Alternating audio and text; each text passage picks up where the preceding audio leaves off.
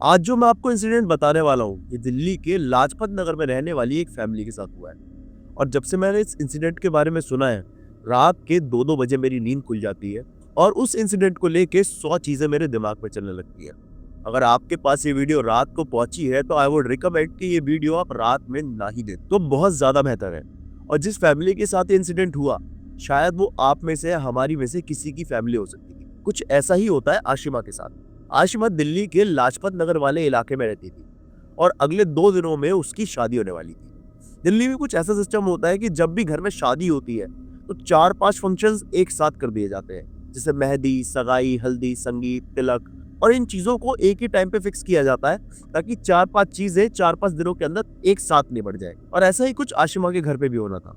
4-5 दिन का फंक्शन था, तो आशिमा के फादर ने लाजपत नगर के अंदर ही एक पुरानी सी कोठी थी, जो कि खाली पड़ी हुई थी, उसको रेंट कर लिया कि हमारे जो रिलेटिव्स आएंगे 4-5 दिन के लिए यहीं स्टे करेंगे। चाचा चाची, मामा मामी, ताऊ ताई, सब लोग उसी के अंदर रहेंगे, उसी कोठी में। आशिमा के फादर ने उस कोठी को 4-5 दिनों के लिए रेंट में तो ले लिया, लेकिन उस कोठी का बैकग्राउंड चेक नहीं कराया।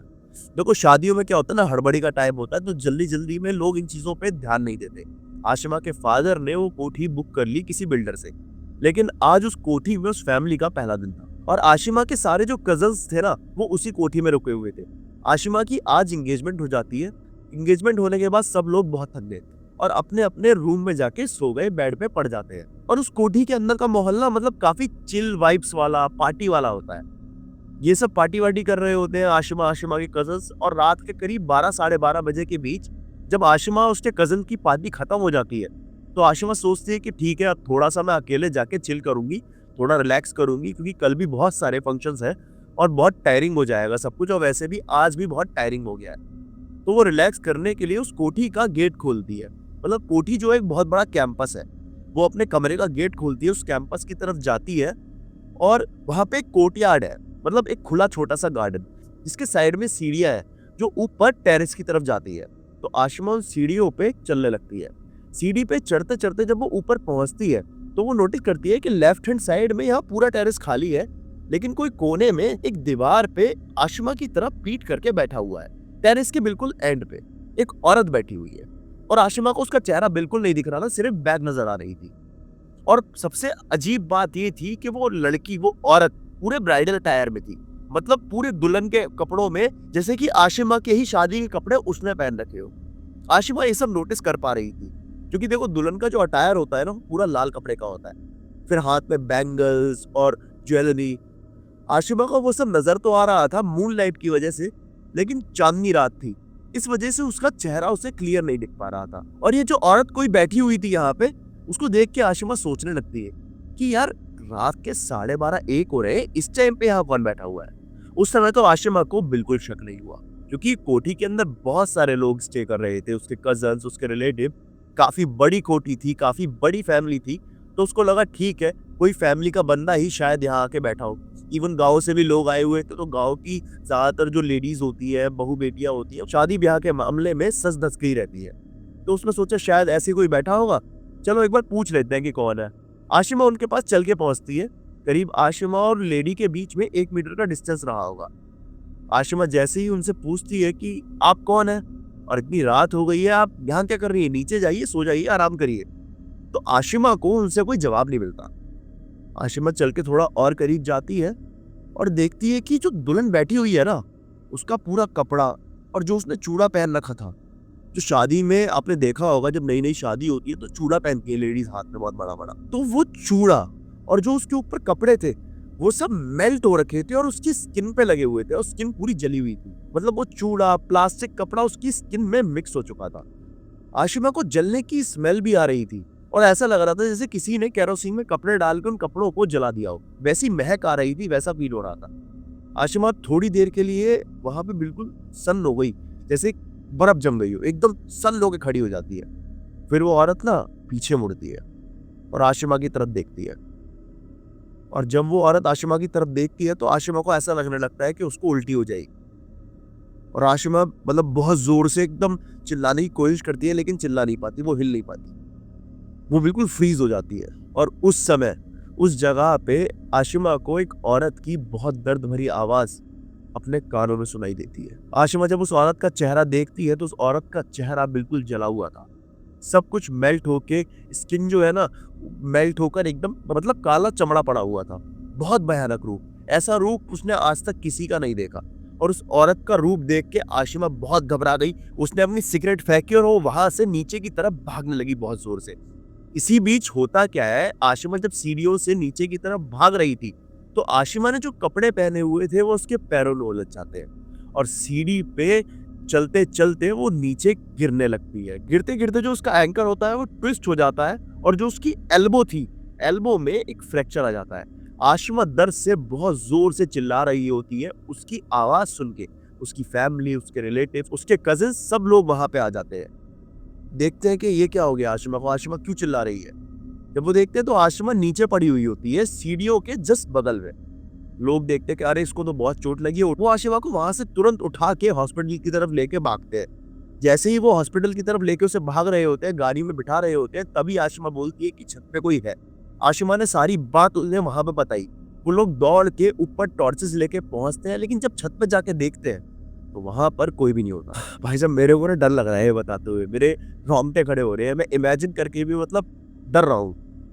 अगले दिन आशिमा वापस आ जाती है हॉस्पिटल से और जितने भी उसके शादी में लोग इकट्ठे हुए होते हैं, कजिन्स वगैरह, वो सब एक रूम में बैठे हुए होते हैं। तो जो आशिमा के फादर है ना, उन्होंने काम करने के लिए एक दाई जी को हायर किया था। घर के जितने भी काम होते हैं, छोटे मोटे कपड़े बर्तन ये सब, और वो वहाँ की लोकल थी। उनकी उम्र होगी करीब 55-60 कह रहा हूँ। और जो आशिमा के फादर होते हैं वो उनको हायर करते हैं कि चलिए आप 4-5 दिन यहाँ रहिएगा और जो भी घर का काम होगा वो आप देख लीजिएगा। झाड़ू लगाना, साफ सफाई रखना, वो सिर्फ आपकी जिम्मेदारी है। जब आशिमा और उसके कजिन्स बैठ के कल रात के इंसिडेंट के बारे में बात कर रहे होते हैं, तब वो दाई जी उनके कमरे में झाड़ू लगा रही होती है और झाड़ू लगाते लगाते वो बुढ़ी आंटी उनकी सारी बात सुन रही होती है। आशिमा के साथ जो भी हुआ वो सारे इंसिडेंट सुनते सुनते झाड़ू को साइड में रखती है और आशिमा के कजन को बाहर बुलाती है अकेले में। उसके बाद वो दाई आशिमा के कजन से बोलती है कि इस कोठी को जितनी जल्दी हो सके खाली कर दो, इस कोठी में रहना आपके लिए सेफ नहीं है। आशिमा का कजन बोलता है कि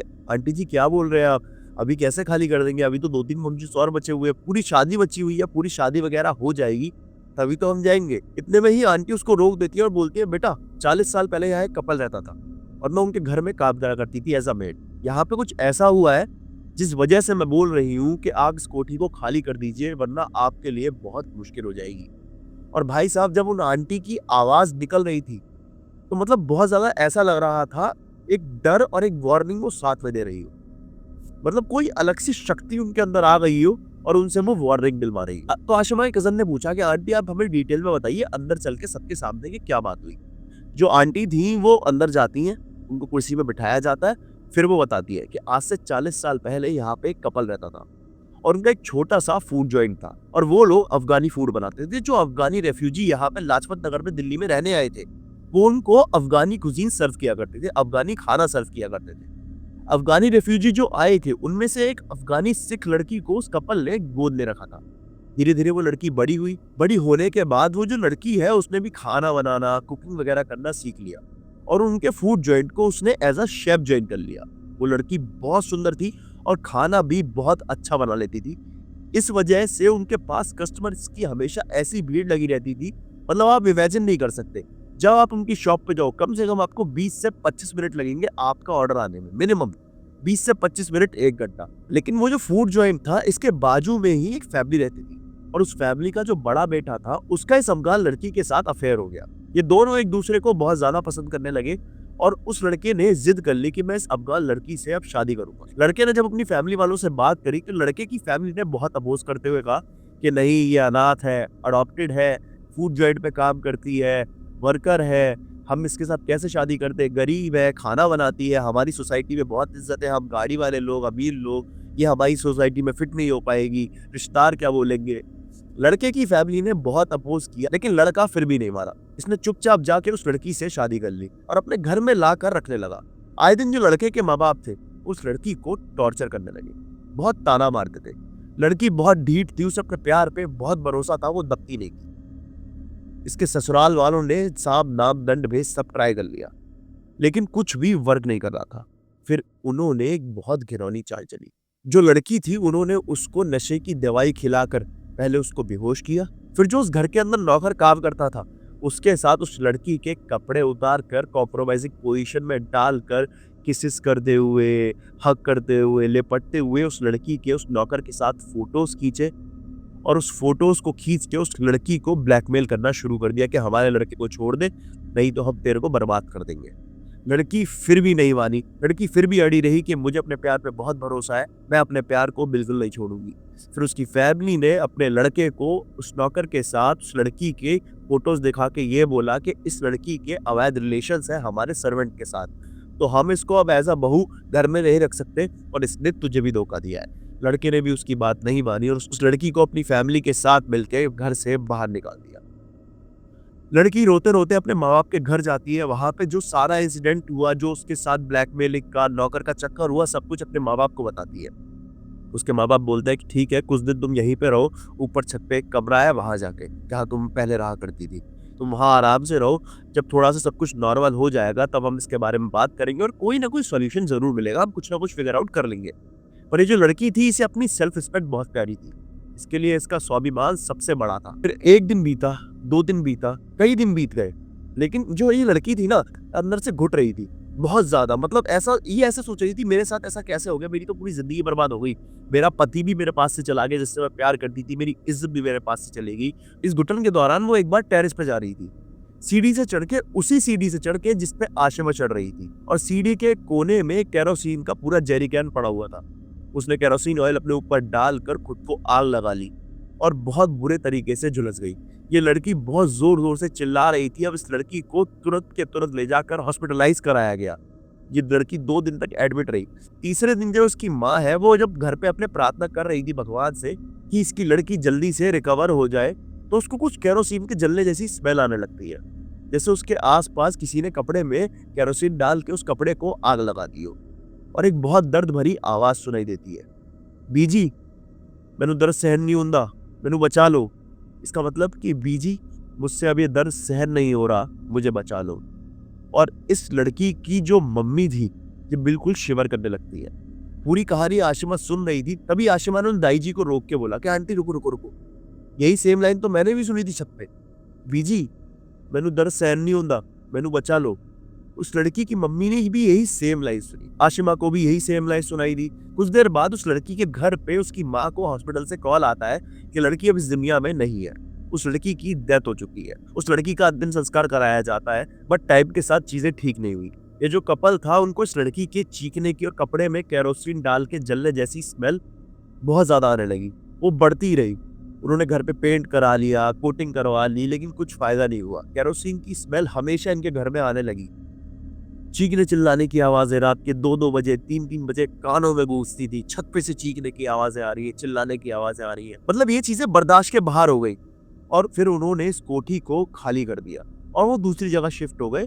फिर वो कपल जब इस कोठी को खाली करके वहां से चले जाते हैं तो जिस लड़के से उस अब्दुल लड़की की शादी हुई थी उसके घर में गैस लीक होती है, आग लगती है और वो लड़का, उसका पूरा खानदान उसमें जलकर मर जाता है। और ये जो कोठी है ये पिछले 40 साल से, जब से उस कपल ने इस कोठी को खाली किया है तब से बंद पड़ी थी। कुछ ही दिनों पहले इस कोठी को किसी बिल्डर ने खरीदा था और उस बिल्डर ने इस कोठी को रेंट पे चढ़ा के इससे पैसा कमाने का सोचा। और आशिमा ये फर्स्ट फैमिली थी जिन्होंने इस कोठी को रेंट पे लिया। उसके बाद आशिमा ये सारी बात अपनी फैमिली को बताती है। उसके फादर इन चीजों में बिलीव करते हैं। उसके फादर सोचते हैं कि इस कोठी को छोड़ना ही ठीक रहेगा और वो इस कोठी को छोड़ के एक और कोठी में स्टे करते हैं और वहीं से आशिमा की शादी कर देते हैं। इससे पता है सीखने को ये मिलता है कि जब भी आप शहर से बाहर जाके किसी अनजान जगह पर कोई कमरा रेंट कर रहे हैं या फ्लैट रेंट कर रहे हैं, अपने होम ओनर के अलावा जो पड़ोसी है, जो आपके नेबर्स हैं, उनसे उस घर के बारे में इंक्वायरी जरूर करें, सारी चीजें पता जरूर करें कि वहाँ का माहौल कैसा है, यहाँ पे जो लोग रहते थे पहले किस तरीके के लोग थे, क्या यहाँ पे सुसाइड वुसाइड तो नहीं हुआ है। और खासकर दिल्ली मुंबई जैसे शहरों में फ्लैट्स के अंदर ये पता करना तो बहुत ज्यादा जरूरी होता है। मेरा नाम नकुल शर्मा है और ये मेरा पेज है द ओनली नकुल करके। अगर आपकी ऐसी कोई कहानी है जो आप मेरे को बताना चाहते हैं और आप चाहते हैं कि इस कहानी को मैं इस चैनल के थ्रू पूरी दुनिया तक पहुंचाऊं, तो आप मेरे को मेरे इंस्टाग्राम द ओनली नकुल पे फॉलो करके मैसेज करके भेज सकते हैं अपनी कहानी।